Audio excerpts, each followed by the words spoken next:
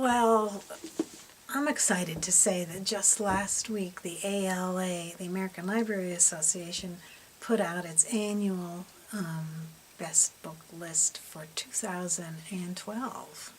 Every year they put out that list. They list, I don't know, maybe 10 fiction books, 10 nonfiction books, and then 2 books of poetry.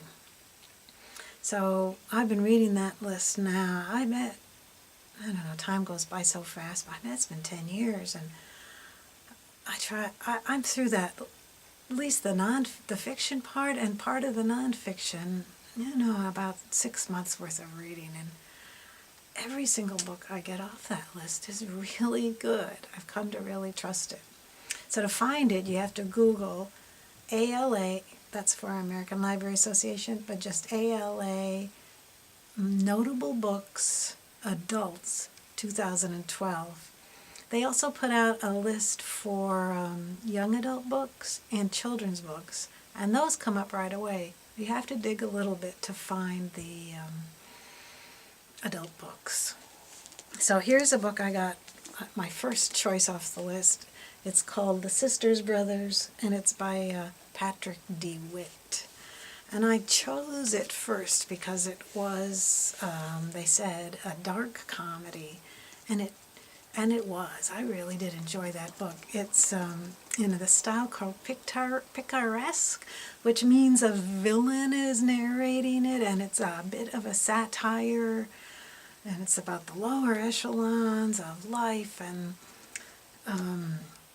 it's the story of Eli and Charlie sisters, and the 2 of them are killers, and they're sent by the Commodore across country on horseback to assassinate a man named Mr. Warm.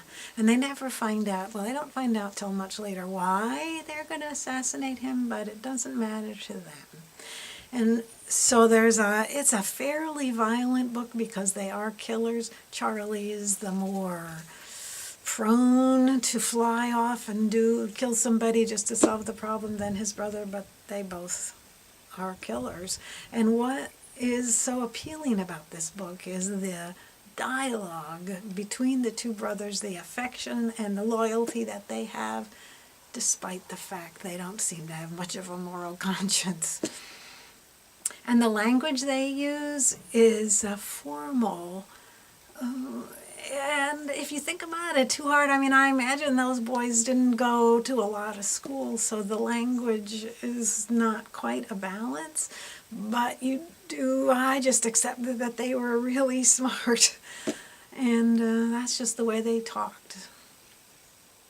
Patrick deWitt is the author, and I took a look at his website, and the picture on it is good. It's funny. You can't really see him. He's standing next to a bonfire, and there's just a wall of sparks. You see these legs, and you see a wall of sparks where his face should be. I kind of like that. He has a video on it, and he talks about himself as a writer, and he said he never wanted to be anything else than a writer, and that when he was really young, 17, 18, he was sending off really bad stories to the New Yorker, and it's the fact that he was able to, that he just kept sending them off that kept him writing, or it kept him feeling like he had something out there. I can understand that. Also, he's told his wife to keep the password from the computer hidden because he found out he was spending too much time on it, and he never got anything good for writing out of it. I like that.